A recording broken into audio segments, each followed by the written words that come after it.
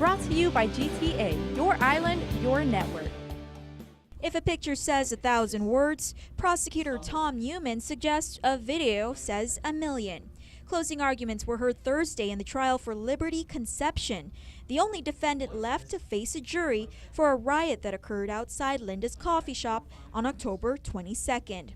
While parties agree Concepcion didn't start the fight, but J.C. White threw the first punch, prosecution alleges Concepcion proceeded to instigate violence on victims Norman Romelar and Lloyd Romelar, and then fled the scene when the cops arrived. And it's a little ironic that defense counsel is raising justifications of self-defense and defense of others when this man is the assailant. This man is the instigator.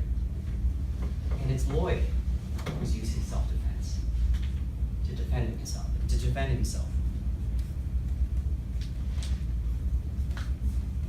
That's what you heard on testimony, okay? That's what you heard up here on the witness stand.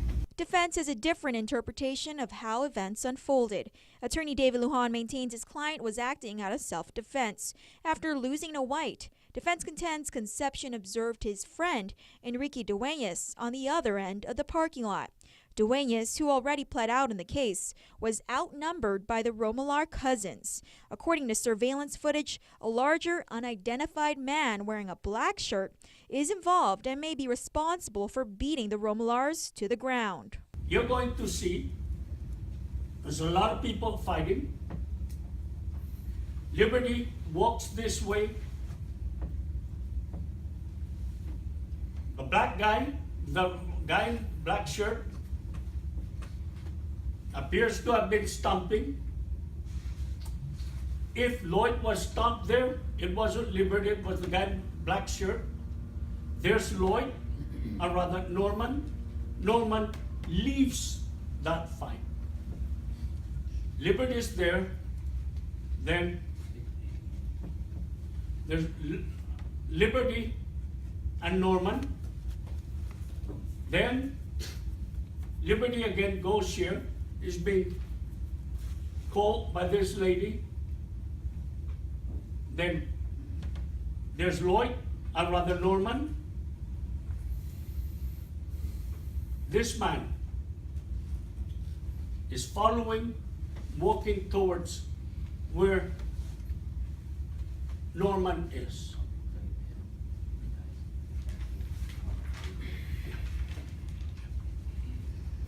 Then you'll see. This is a replay of that. The big guy, you see, there's the guy punching. This big guy punching Norman, kicking Norman.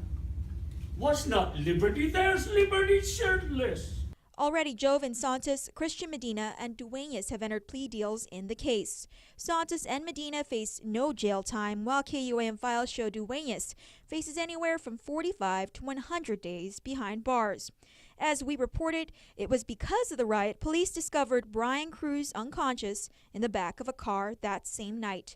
Cruz died days later from a severe head injury, which he sustained while drinking with friends J.C. White, Alfredo Castro, and Richard Regadio in Tumon earlier that night.